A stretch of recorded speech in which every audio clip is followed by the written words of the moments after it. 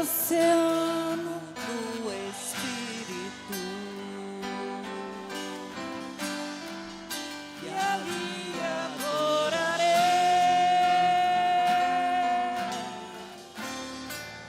ao Deus do meu amor.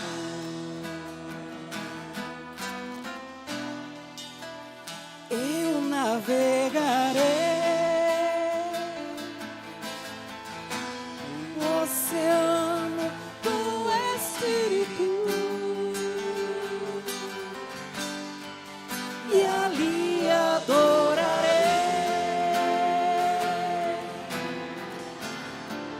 ao Deus do meu amor. Espírito, Espírito, que desce como um fogo, vem como em Pentecoste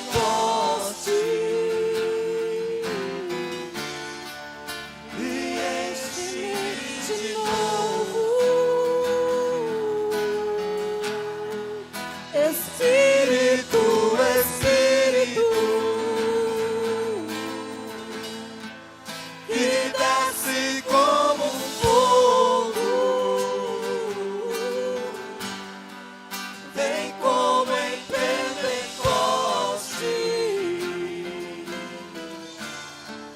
e enche-me de novo. Eu adorarei, eu adorarei ao Deus da minha vida, que me compreendeu sem nenhuma explicação. Eu adorarei somente a Ti, Senhor. Te adorarei, Senhor.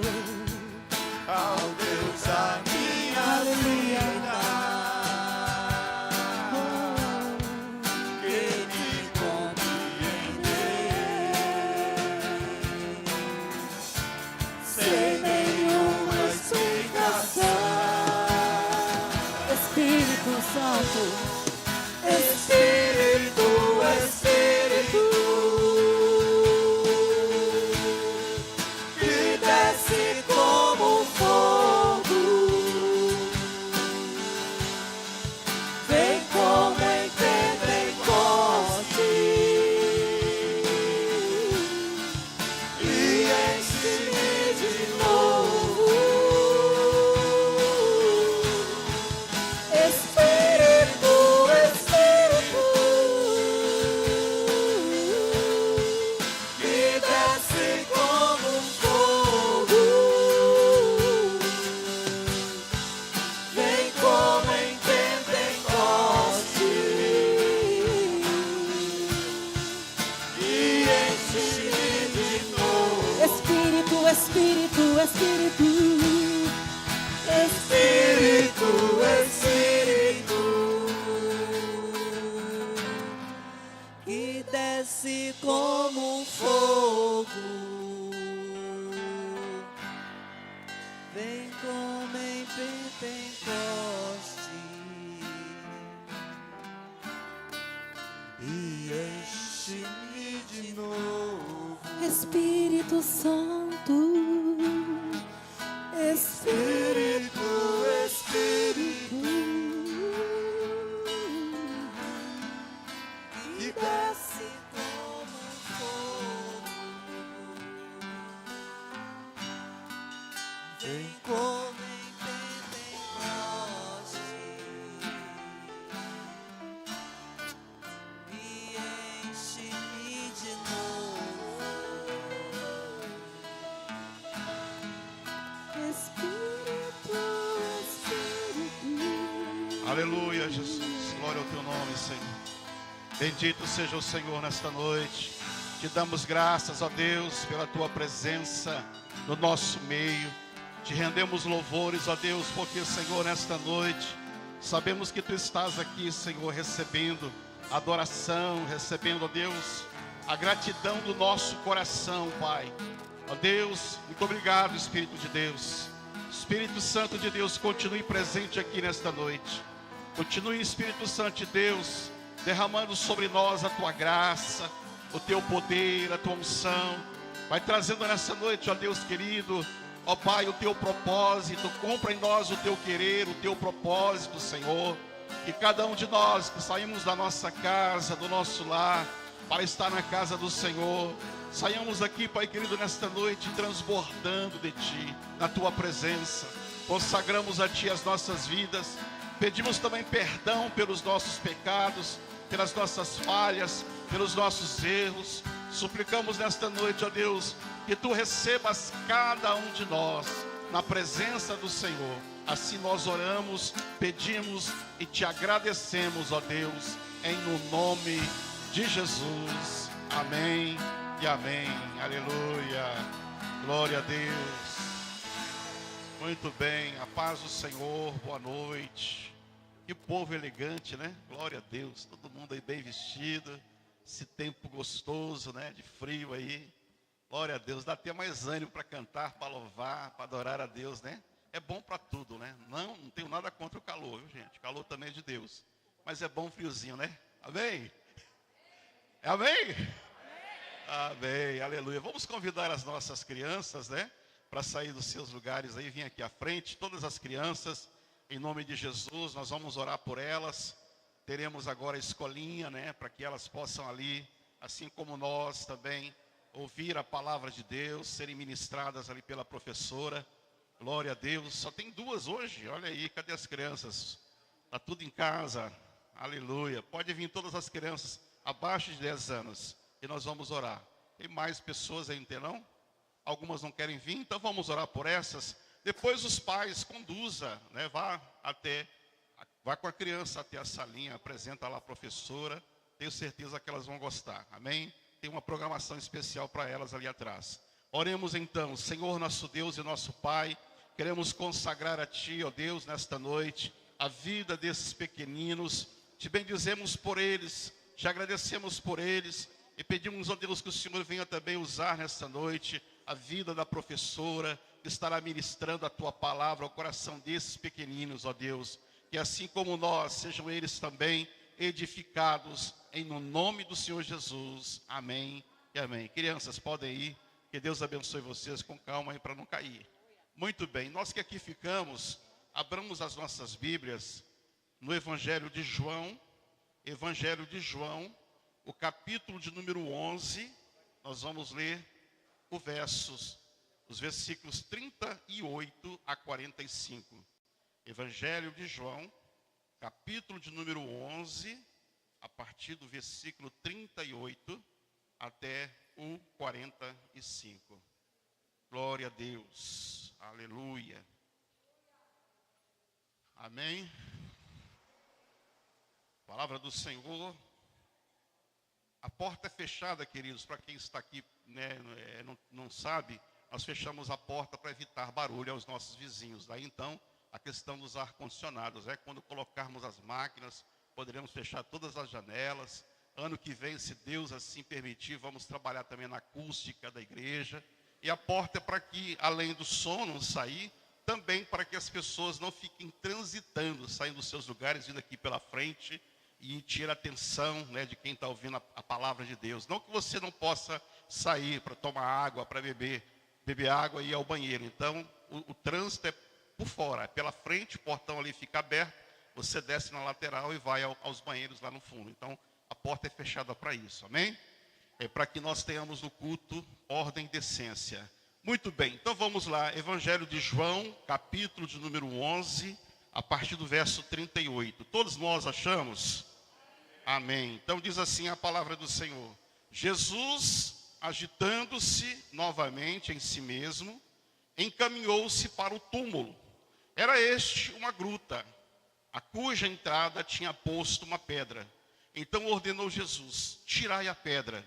Disse-lhe Marta, irmã do morto: Senhor, já cheira mal, porque já é de 4 dias. Respondeu-lhe Jesus: não te disse eu que, se creres, verás a glória de Deus? Tiraram então a pedra. E Jesus, levantando os olhos para o céu, disse: Pai, graças te dou, porque me ouviste. Aliás, eu sabia que sempre me ouves, mas assim falei por causa da multidão presente, para que creiam que tu me enviaste. E tendo dito isto, clamou em alta voz: Lázaro, vem para fora. Saiu aquele que estivera morto, tendo os pés e as mãos ligados com ataduras e o rosto envolto no lenço. Então lhes ordenou Jesus: desatai-o e deixai-o ir. Muitos, pois, dentre os judeus que tinham vindo visitar Maria, vendo o que fizera Jesus, creram nele. Amém. Pode colocar aí a sua Bíblia na cadeira, pegue na mão da pessoa que está do teu lado e oremos todos nós, peçamos a bênção de Deus para esta palavra nesta noite, em nome de Jesus. Ore pela pessoa que está do teu lado, ore por você agora, peça que Deus abra teu coração, lhe dê nesta noite entendimento, lhe dê revelação daquilo que Ele tem, daquilo que Ele quer para a tua vida, para as nossas vidas, em nome de Jesus. Aleluia. Senhor, nosso Deus e nosso Pai, glorificamos, exaltamos o teu nome nesta noite. Bendizemos ao Senhor, a Deus, mais uma vez, por este momento, ó Deus, onde nós lemos a tua palavra, e que esta palavra que será agora ministrada, Senhor, alcance, chegue a cada coração presente aqui nesta noite, e que nós sejamos, ó Pai, por ela edificados, sejamos fortalecidos, sejamos, ó Pai, renovados na esperança, na fé, Pai, na convicção de que o Senhor tem o melhor para nós, de que o Senhor cuida de nós, de que o Senhor é um Deus que opera milagres, que opera maravilhas, e que isto, ó Deus, venha ser também, ó Deus, uma realidade na vida de cada um de nós nesta noite. Assim oramos, pedimos ao Senhor, ó Deus, a bênção, ó Deus, na nossa vida, através da tua palavra, em nome de Jesus. Amém e amém. Pode sentar, queridos. Glória a Deus. Glória a Jesus. Esse texto que nós acabamos de ler aqui, queridos, nos leva a pensar sobre algumas coisas que Deus, Ele deseja fazer, e também a razão porque Ele, Deus, muitas vezes, aliás, Ele não, porque muitas vezes as coisas que Ele quer fazer na nossa vida não acontecem. Esse texto aqui traz para nós aqui algumas verdades, algumas lições que nós vamos nessa noite compartilhar aqui. Mas começando aqui, eu quero pensar com você o seguinte, que os planos de Deus na nossa vida, eles não podem ser frustrados. Você crê nisso? Os planos de Deus na tua vida não podem ser frustrados. É verdade que o diabo muitas vezes, ele tenta frustrar os planos de Deus na nossa vida, né? Mas os planos de Deus não podem ser frustrados. Mas, de fato, nós, para que experimentemos aquilo que Deus quer fazer na nossa vida, nós precisamos estar atento àquilo que Deus deseja de nós. Isso acontece por meio de uma comunhão, por meio de um relacionamento. Nós precisamos sim nos achegar mais a Deus, ter intimidade com Deus, para que nós possamos entender o que Ele, Deus, quer de cada um de nós, o que Ele, Deus, deseja fazer nas nossas vidas, né? E aí então, quando nós estamos numa comunhão, num relacionamento com Deus, Ele vai revelar as coisas grandes e ocultas que nós não sabemos. Amém? Hoje pela manhã estávamos aqui estudando o livro de Jó, né? Jó é um exemplo claro disso. Nós sabemos toda a história de Jó, né? Sabemos o porquê Jó passou por todo aquele sofrimento, mas ele mesmo e os seus amigos não entendiam. Por isso Jó falar muitas coisas ali, né, que não era conveniente. Mas nós entendemos que ele estava sofrendo.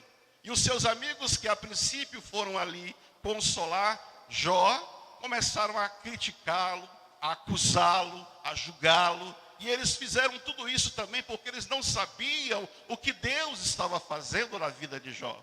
Nós sabemos ali porque a história conta o início, né, conta o desafio que Satanás fez a Deus, e Deus topou o desafio, e nós também sabemos o fim de tudo aquilo que Jó passou, porque no fim Deus restaurou Jó, né? E Jó então diante de tudo que ele passou, ele pôde perceber e entender que apesar de ser um homem justo, um homem temente a Deus, um homem que se desviava do mal, ele ainda não conhecia Deus totalmente. E ele declara isso, né?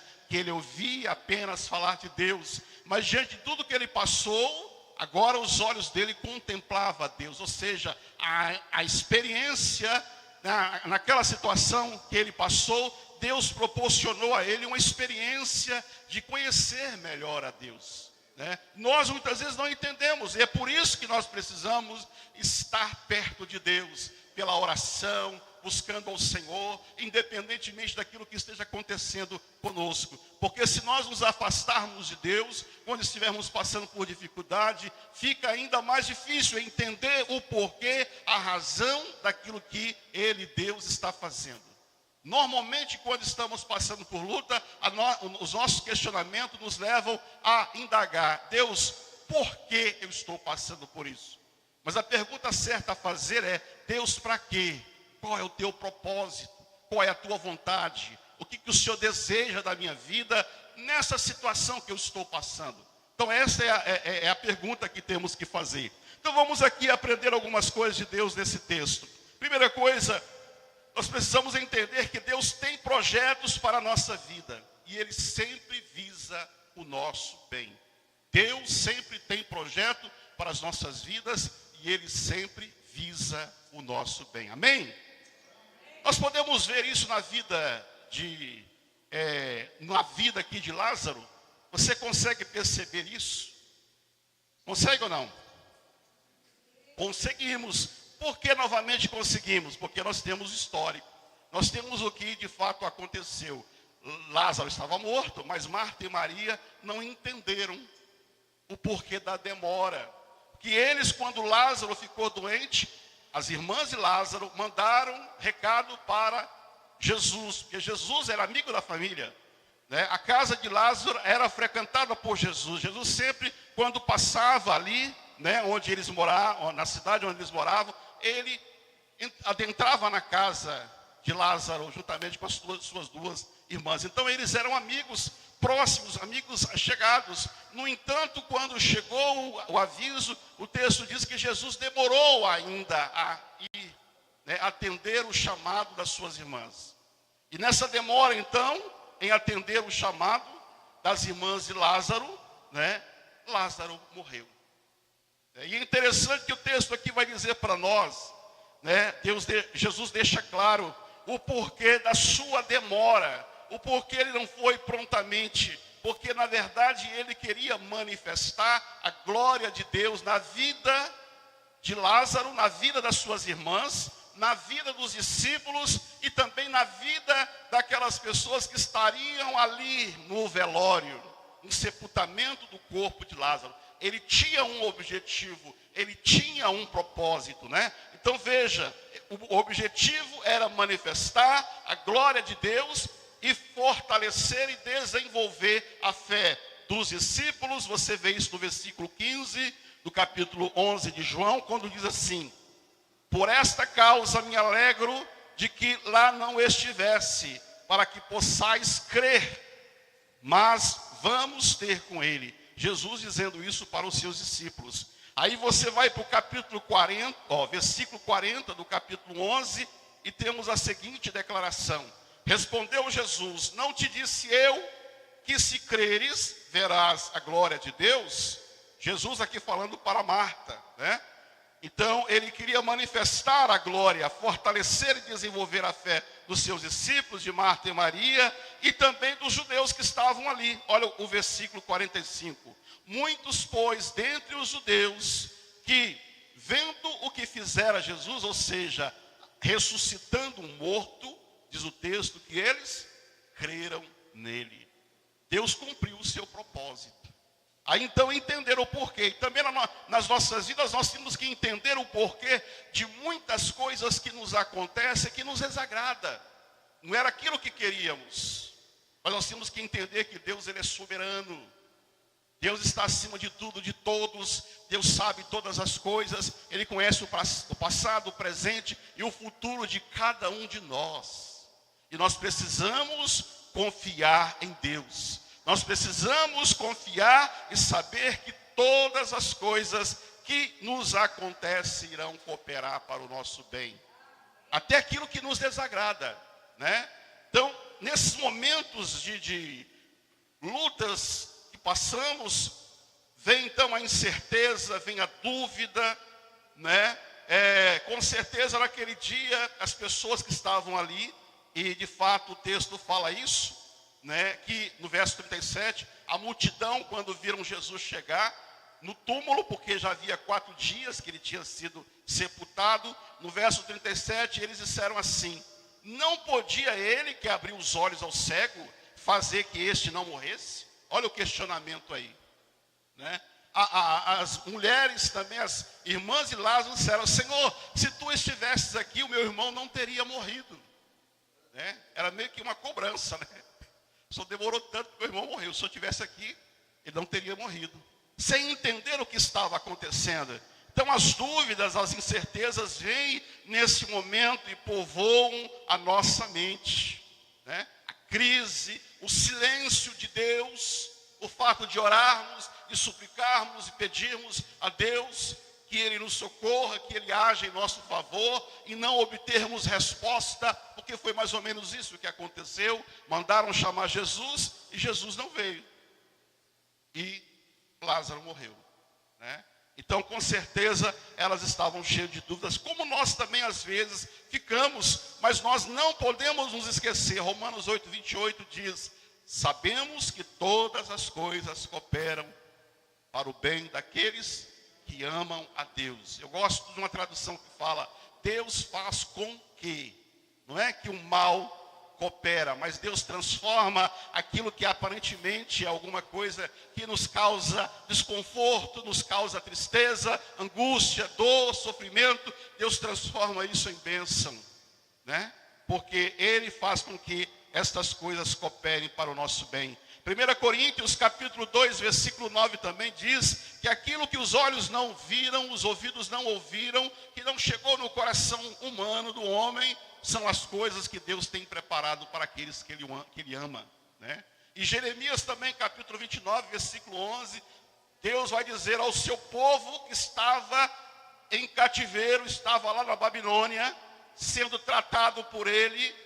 Deus então manda Jeremias, o profeta, escrever uma carta de consolo para aquele povo, para que eles tivessem ali paciência, esperança e perseverança. E lá no versículo 11 do capítulo 29 de Jeremias, ele vai dizer assim, ó: eu bem sei os planos que tenho acerca de vós, planos de bem, não de mal, para vos dar o fim que desejais.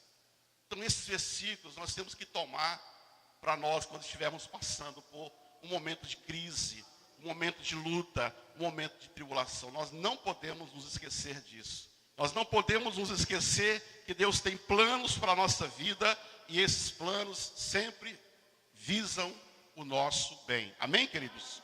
Segunda coisa que nós aprendemos aqui desse texto é que quando chega o momento de Deus agir e manifestar a sua glória na minha vida, na sua vida, é preciso estar preparado. Como? Com perseverança, com determinação, que nos vem pela fé, pela confiança.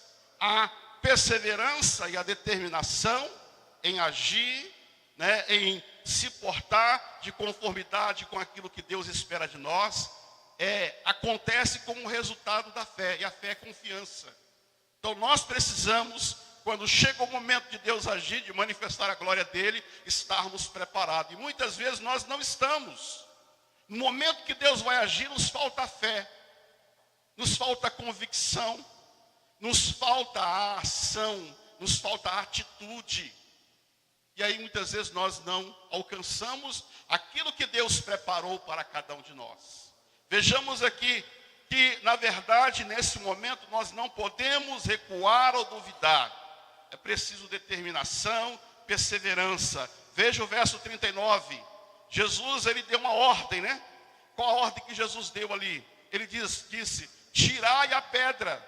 Mas veja o que Marta vai dizer. Disse Marta, irmã do morto: Senhor, já cheira mal, porque já é de 4 dias.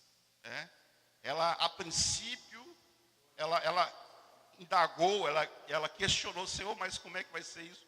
O meu irmão já está morto, o Senhor manda tirar a pedra, ninguém vai aguentar o mau cheiro aqui, né? Mas Jesus tinha dado uma ordem. Se ele deu uma ordem, alguma coisa ia acontecer.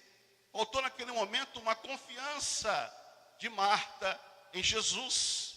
Jesus estava ali, né? E ele mesmo, ele disse um pouco antes, ele declarou lá no versículo 25, né? Do capítulo 11, dizendo assim: eu sou o quê? A ressurreição e a vida. Quem crê em mim, ainda que morra, viverá. E todo que vive e crê em mim, não morrerá eternamente. Crê nisso? Você crê nessa minha palavra? Disse Jesus para Marta, né? E às vezes nós nos esquecemos das promessas de Deus. Nós nos esquecemos daquilo que Deus pode fazer. Mesmo que, humanamente falando, aparentemente seja algo impossível, difícil, mas se temos uma palavra, uma promessa de Deus, nós não podemos nesse momento recuar. Nós não podemos retroceder. É preciso perseverar, ser determinado, obedecer e fazer aquilo que Deus manda que façamos. Nesses momentos, nós não podemos olhar para as circunstâncias. Marta olhou para a circunstância. Qual era a circunstância? Senhor, meu irmão já morreu, acabou, não tem mais jeito. E já faz 4 dias, Senhor. A circunstância dizia isto, e Marta estava crendo na circunstância. Mas nós não podemos olhar as circunstâncias, porque as circunstâncias, elas muitas vezes irão nos fazer fracassar, irão nos fazer afundar, como aconteceu com Pedro. Pedro, que Jesus disse: vem, Pedro. Quando Jesus declarou para o Senhor: Senhor, se é o Senhor mesmo, manda que eu vá até onde o Senhor está. E Jesus disse: vem, Pedro. E Pedro, naquele momento, ele não olhou a circunstância, ele ouviu a palavra. Se Jesus estava mandando, ele ia, e ele saiu do barco. Ele que até então, juntamente com os discípulos, estavam amedrontados ali, desesperados, porque o barco poderia a qualquer momento afundar. Mas diante da palavra de Jesus: vem, Pedro. Pedro resolveu obedecer e ir. E ele é o único ser humano que nós vemos na Bíblia que andou, depois de Jesus, né? Jesus andou sobre as águas. Ele veio em encontro dos discípulos andando sobre as águas. Pedro é o único ser humano que andou sobre as águas, porque ele ousou crer, e ele foi. Mas enquanto ele ia caminhando, ele sentiu uma brisa no seu rosto, ele olhou para baixo, viu as águas se mexendo, e aí o que acontece? Ele começa a afundar. Por que ele começou a afundar? Porque ele tirou o olhar de Jesus. Ele começou a olhar a circunstância. Assim também acontece na minha vida e na sua vida, querido. Quando nós tiramos o nosso olhar de Jesus, quando desfocamos, quando olhamos à nossa volta, olhamos para as circunstâncias, nós somos derrotados, fracassamos, não alcançamos aquilo que Deus tem preparado para cada um de nós, né? Então há esse conflito às vezes dentro de nós, né? Da nossa visão humana e da visão espiritual. Então nós precisamos abrir os nossos olhos espirituais. Nós precisamos enxergar além daquilo que estamos vendo, além da circunstância. Nós não podemos andar pelo que nós vemos, pela vista. Nós temos que andar pela fé. Quantos justos temos aqui nessa noite? A Bíblia diz que nós fomos justificados pelo sangue de Jesus. Fomos declarados justos. E a Bíblia diz que o justo viverá daquilo que ele vê, daquilo que ele toca, daquilo que ele pega, não, daquilo que ele crê, da sua confiança. Você é chamado para viver pela fé ou na fé. As nossas ações precisam ser movidas pela fé, por uma confiança naquele que nos promete, naquele que fala. E Marta, naquele momento, ela recuou. Ao invés de cumprir a ordem de Jesus, ela Senhor, mas espera aí. Tudo bem, o Senhor está mandando, mas meu irmão está morto já, o Senhor esqueceu disso. Então, você não está raciocinando direito, você não está usando a razão. E o nosso grande problema é que nós muitas vezes queremos viver da razão. Não que aqui ninguém, né, deva pensar, refletir, né? Calcular. Mas chega momentos onde nós temos que deixar aquilo que sabemos, aquilo que vemos de lado e mergulhar na vontade de Deus, naquilo que Deus ele nos manda fazer. Amém? E o que acontece também com muitas pessoas, porque que elas muitas vezes não recebem aquilo que Deus tem preparado para ela? Porque as pessoas, e eu digo isso, pasmem, muitos cristãos agem como não conhecessem a Deus. Mas nós conhecemos a Deus, ou pelo menos deveríamos conhecer, né? Quem não conhece a Deus, a Bíblia chama de incrédulo. Lá em 2 Coríntios, capítulo 4, versículo 4, diz que o Deus desse século, o diabo, ele cegou o entendimento dos incrédulos, para que não resplandeça sobre eles a glória de Deus. Mas nós não estamos mais nessa condição, nós não somos mais incrédulos, mas somos crentes. Crente é todo aquele que crê, aquele que confia em Deus. Mas às vezes, em determinados momentos, nós agimos como se nós não conhecêssemos a Deus. É como se nós desconfiássemos de Deus. Será que Deus mesmo tem esse poder? Será que Ele pode fazer isso mesmo? Será que vai acontecer assim, como a palavra de Deus está dizendo para mim? Sem dúvida, sem certeza. Isto é incredulidade. E o povo de Israel não entrou na terra prometida, a qual Deus havia prometido a eles. Um dos motivos foi por causa da incredulidade. Daí porque muitas vezes, amados, não alcançarmos aquilo que Deus tem preparado para nós. Nós precisamos ter fé nesse momento, amém?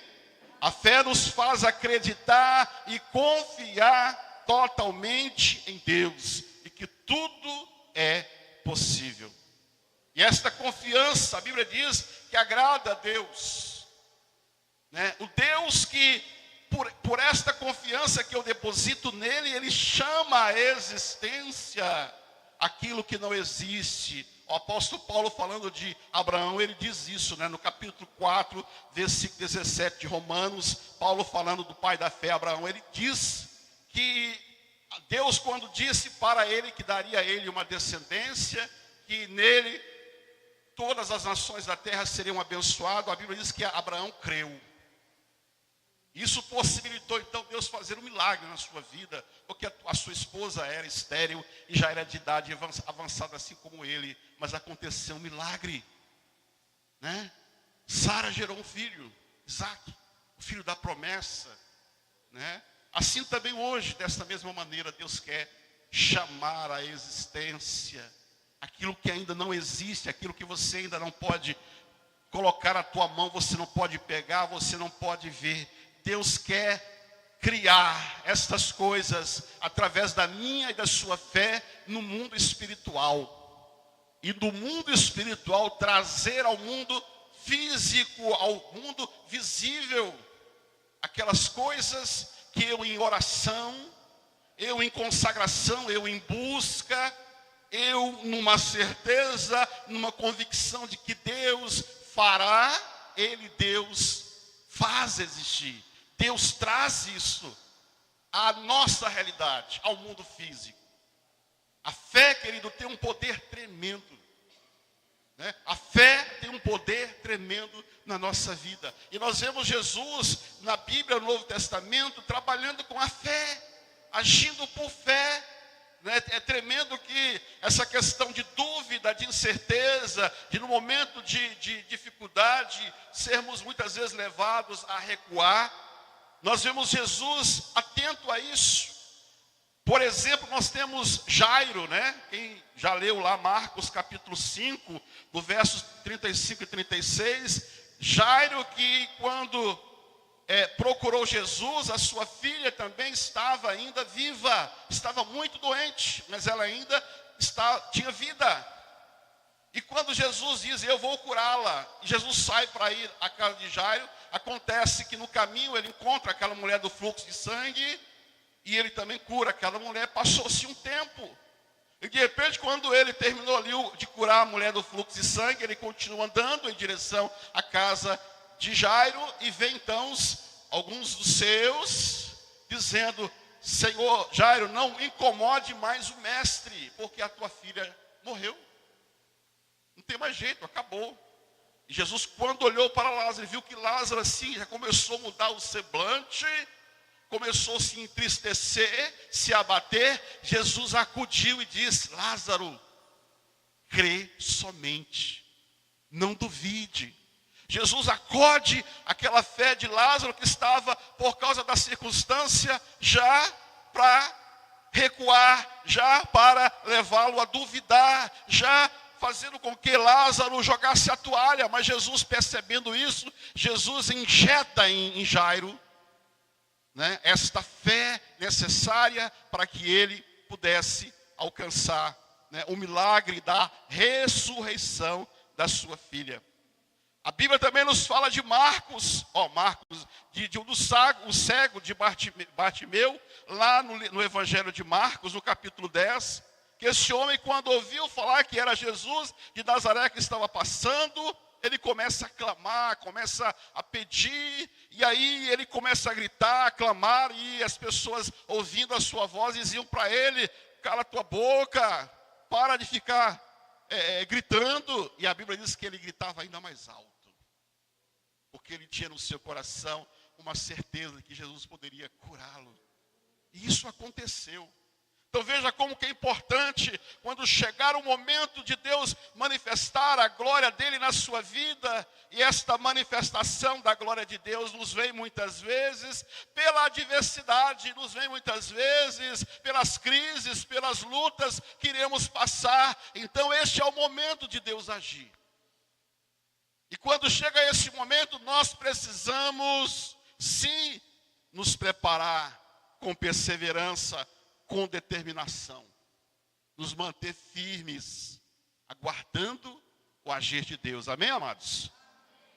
E por último, em terceiro lugar, para que a glória de Deus se manifeste, é preciso também tirar a pedra. E foi isso que Jesus disse aqui, quando ele chega no lugar, havia uma pedra posta na entrada da gruta, o homem estava lá dentro. Aquela pedra iria impedir que Lázaro ouvisse a voz de Jesus e que saísse para fora.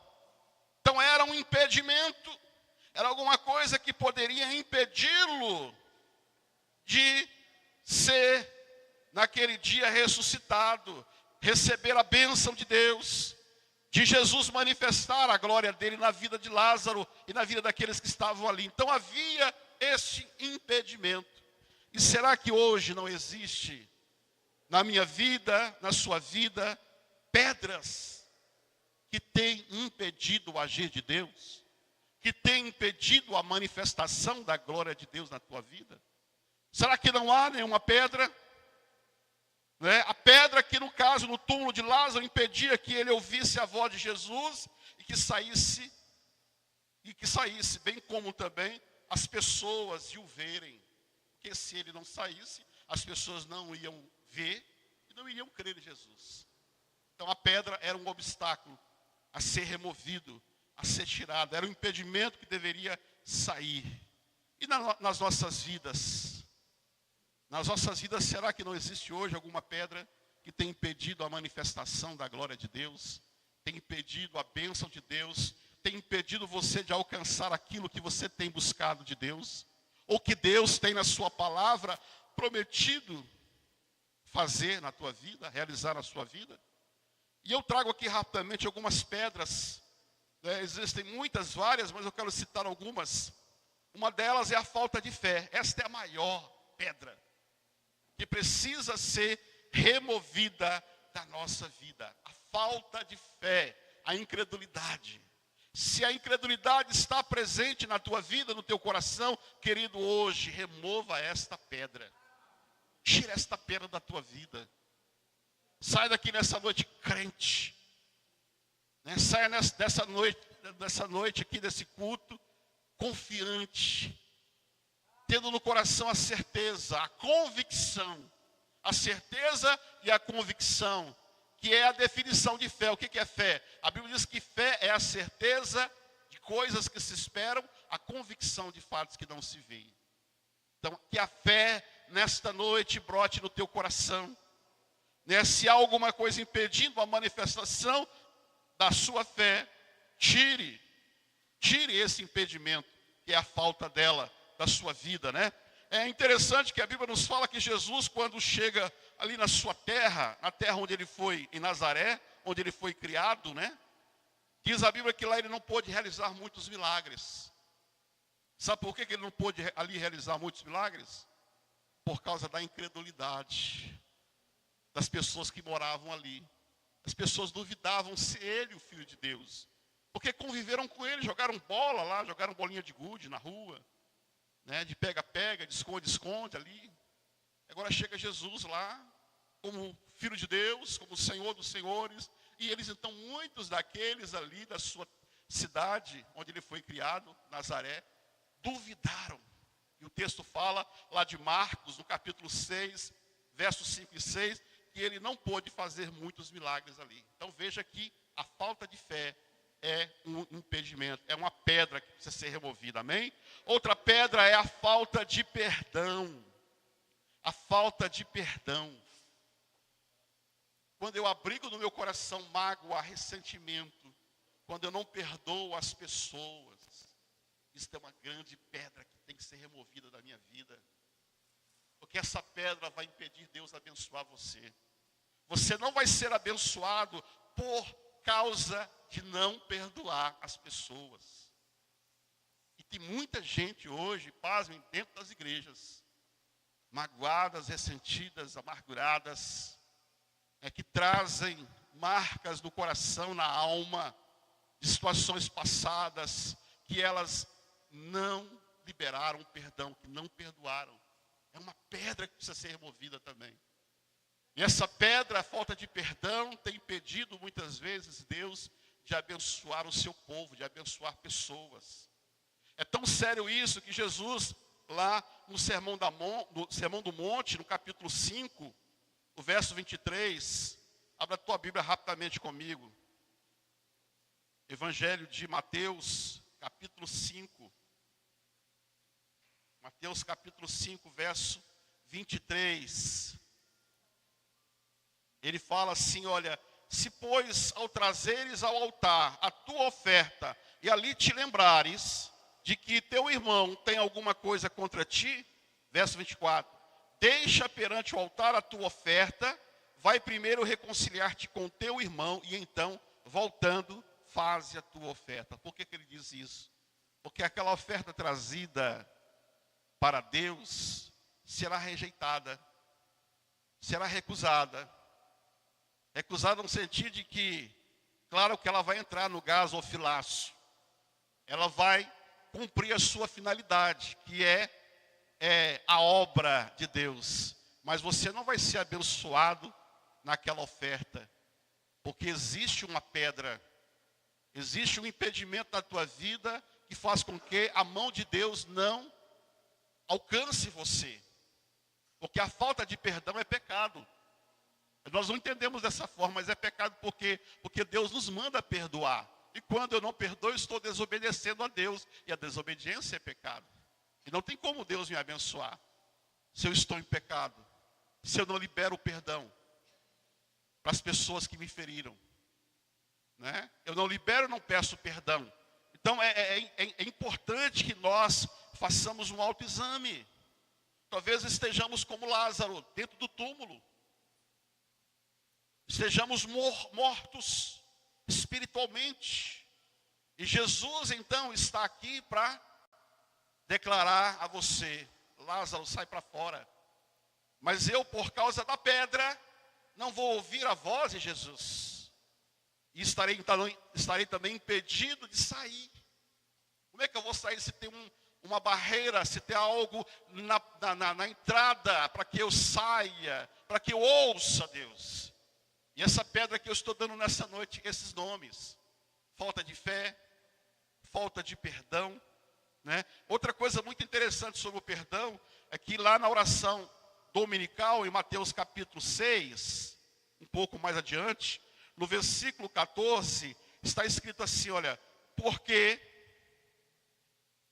se perdoardes aos homens as suas ofensas, também vosso Pai Celeste vos perdoará. Se, porém, não perdoardes aos homens as suas ofensas, tampouco o vosso Deus vos perdoará as vossas ofensas. E às vezes nós temos uma disposição tremenda quando nós oramos, né? Dizer, Pai, perdoa as minhas ofensas, né? Perdoa as minhas ofensas. Mas nós nos esquecemos da segunda parte da oração dominical, que diz, assim como nós perdoamos a quem nos tem ofendido. Mas será que eu tenho perdoado quem tem me ofendido? Que coisa é essa? Eu não perdoo e peço a Deus perdão pelas minhas ofensas, né? Então nós temos que pensar que são às vezes coisinhas, entre aspas, para nós, que tem impedido Deus de realizar grandes coisas. Coisinhas que têm impedido Deus de realizar grandes coisas na nossa vida. Então, que nessa noite você remova essas pedras da tua vida. Amém? Pecados diversos. Aí você dá um nome a ele. Cada um de nós aqui sabemos em que área temos falhado, temos pecado, temos estado em falta com Deus.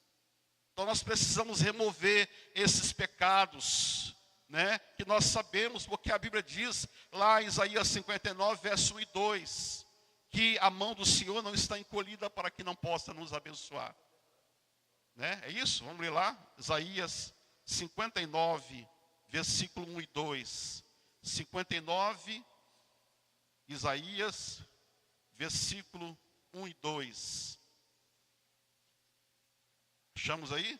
Eis que a mão do Senhor não está encolhida para que não possa salvar, e nem surdo o seu ouvido para que não poder ouvir. Mas as vossas iniquidades fazem separação entre vós e o vosso Deus, e os vossos pecados encobrem o seu rosto de vós, para que vos não ouçam. Então as vossas iniquidades, os vossos pecados fazem separação. Ou seja, é como esta pedra que estava no túmulo de Lázaro, impedindo Lázaro de ouvir a voz de Jesus. Lázaro sai para fora. E dele sair também. Então é importante, é necessário que removamos a pedra, tiremos a pedra, né? Que nós possamos nessa noite sondar o nosso coração, né? E que nós possamos nos arrepender dos nossos pecados. Lá no Salmo 139, versículo 23 e 24, o salmista ele ora, Senhor, sonda-me, prova-me, conhece o meu coração, vê se há em mim algum caminho mau e conduza-me ao caminho que é direito. Essa oração sempre temos que fazer. Deus, olha dentro de mim, olha se não há na minha vida alguma coisa que tem desagradado, alguma pedra para que eu remova, para que eu tire, a fim de que o Senhor manifeste a tua glória, o teu poder, que o Senhor possa abençoar a minha vida. E por fim, outra pedra também é os embaraços, que está lá em Hebreus capítulo de número 12, né? Hebreus capítulo 12, o versículo 1.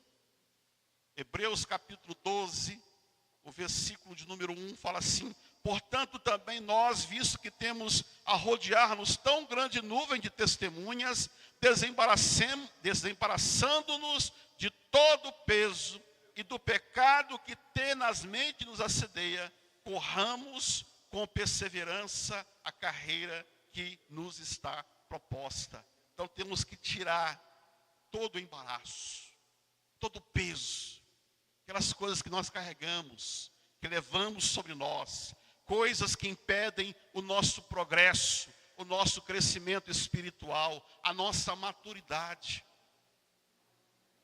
Deus, ele nos quer amadurecidos.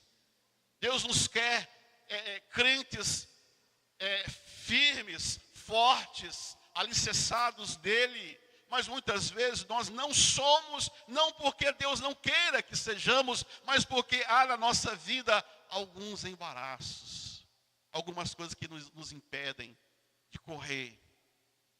Não andar, mas correr. né, essa corrida que nos está proposta. E ele fala que nós temos que, quando estamos andando, caminhando, tirando os embaraços, que olhemos firmemente para o autor e consumador da nossa fé, que é Jesus Cristo. Amém, queridos? E por fim, olha, manifestar a glória de Deus, é Deus que faz. Quem manifesta a sua glória é o próprio Deus. Mas nós não podemos nos esquecer que tirar a pedra é nossa responsabilidade. Deus não vai tirar a pedra por você e para você. É você que tira. É você que toma a atitude. É você que age, né? Deus não irá fazer por nós. Somos nós que temos que fazer, né? Ter atitude, pôr a nossa fé em ação, agir, fazer de conformidade com aquilo que Deus está nos mandando. Porque se nós não fizermos, a glória dele não vai ser manifesta na nossa vida. O Lázaro não vai sair para fora. Se Marta naquele dia não tivesse atendido a voz de Jesus que disse, tira a pedra, Lázaro estaria lá até hoje. Porque Lázaro não ia ouvir a voz de Jesus. Lázaro não veria, ele não experimentaria a glória de Deus. Nem Lázaro, nem as suas irmãs, e nem aquela multidão que estava ali para participar do funeral de Lázaro. Mas uma vez que Marta obedeceu, tirou a pedra, Jesus deu ordem, Lázaro vem para fora. E ele veio, as pessoas viram, Marta e Maria viram, os discípulos viram. A multidão que estava ali, os judeus que foram, viram. E em todos esses, a glória de Deus se manifestou. Deus cumpriu o seu propósito. Foi por isso que ele demorou. Ele queria que exatamente acontecesse aquilo que está relatado aqui. Mas aconteceu porque essa mulher, quando ouviu que Jesus tira a pedra, ela no primeiro momento relutou. Mas ela decidiu obedecer. Porque quem estava falando não era um homem qualquer, era Jesus. Aquele que é a ressurreição e a vida. Aquele que uma vez que tudo acabou, tudo morreu, não tem mais jeito, ele vem e age. E mostra que tem, porque ele é o Todo-Poderoso. Amém? Então que nós possamos nessa noite tomar posse desta palavra. Que possamos não apenas orar, mas que nós também possamos fazer, possamos agir. Sabedores que Deus tem projeto para a nossa vida. Então espere de Deus sempre o melhor. Esteja preparado quando Ele agir. Não perca a sua fé. Continua perseverando. E tire todos os obstáculos para que a glória de Deus venha se manifestar na sua vida. E receba a bênção em nome de Jesus.